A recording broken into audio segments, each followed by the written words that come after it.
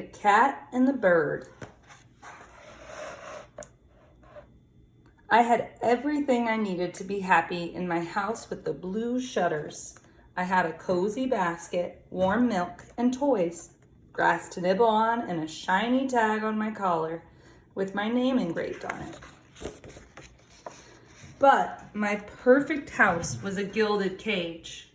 It was locked up tight, the key turned around twice. So from morning to evening and from evening to morning, I sat by the window and dreamed. The garden outside was so wonderfully beautiful. When I closed my eyes tight, I could sense the scent of the chestnuts, the red leaves of autumn, the soft carpet of moss beneath my paws, the murmuring of the stream, and high up in the treetop, you. How beautifully you sang, how deliciously beautiful. For ages, I would listen to you and lick my lips. I have to admit, I wanted to catch you very much. One stroke of my claws or snap of the teeth. I felt I could already taste you in my mouth. But something inside me was even stronger than the urge to devour you. Deep inside, I envied you. You were free to fly wherever you wanted, to come and go as you pleased. You were free and I was captive.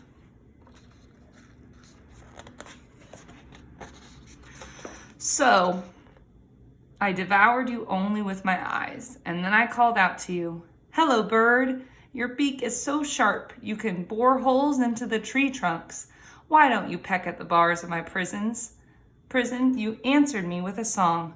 A cat in a cage, what a funny sight.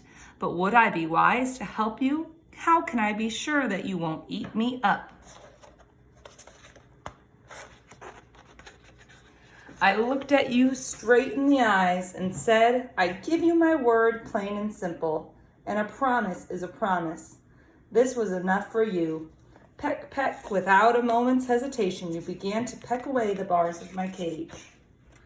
And soon I was free, scampering after you on the roof of my house with the blue shutters. Bounding from the tower to the bridge, and from the bridge to the chimney, I sprang to the edge of the horizon, and there I danced for joy in the moonlight. Thank you, little bird. I will never forget you.